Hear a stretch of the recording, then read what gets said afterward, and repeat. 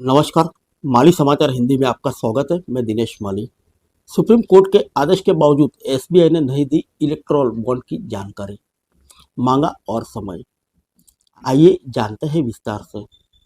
भारतीय state bank ने अभी तक चुनाव आयोग को इलेक्टोरल बॉन्ड की जानकारी नहीं दी है, जबकि सुप्रीम कोर्ट ने अपने आदेश में इलेक्टोरल बॉन्ड की जानकारी देने के लिए एसबीआई को 6 मार्च तक की डेडलाइन दी थी। एसबीआई ने सोमवार को सुप्रीम कोर्ट में याचिका दायर कर जानकारी देने के लिए और समय मांगा है। हालांकि एसबीआई की इस याचिका को अभी तक सुप्रीम कोर्ट ने सुनवाई के लिए सूचीबद्ध नहीं किया है। इलेक्टोरल बॉन्ड एसबीआई बैंक द्वारा ही जारी किया जाता है।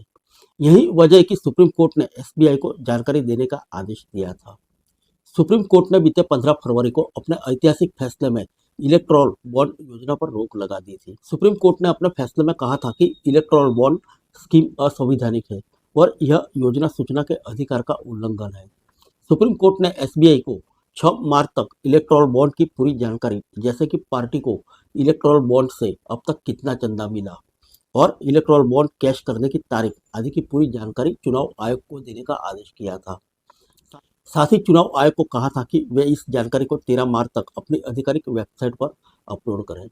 अब एसबीआई ने डेडलाइन खत्म होने के बावजूद चुनाव आयोग को इलेक्टोरल बॉन्ड की जानकारी नहीं दी है और सुप्रीम कोर्ट में याचिका दायर कर जानकारी देने के लिए 30 जून तक का समय मांगा है। एसबीआई ने याचिका में कहा है कि जानकारी निकालने में काफ़ी समय लगेगा, इसलिए उन्हें समय दिया जाए। आइए जानते हैं क्या थी इलेक्टोरल बॉन्ड स्कीम।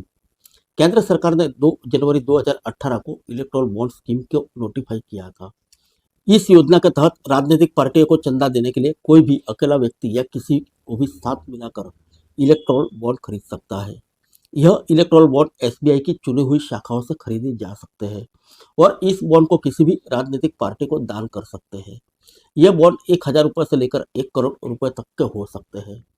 राजनीतिक पार्टियों को 15 दिनों के भीतर चुनाव आयोग से वेरीफाइड बैंक अकाउंट में कैश करवाने होते हैं।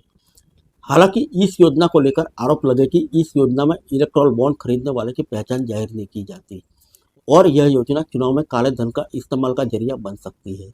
यह भी आरोप लगे कि इलेक्टोरल बॉन्ड योजना के तहत बड़े कॉरपोरेट घराने बिना अपनी पहचान जाहिर किए किसी भी राजनीतिक पार्टी को जितना मर्जी चंदा दे सकते हैं। फिर मिलेंगे अगले बुलेटिन में अन्य किसी खबर के साथ। तब तक के लिए इजाजत दीजिए। नमस्कार।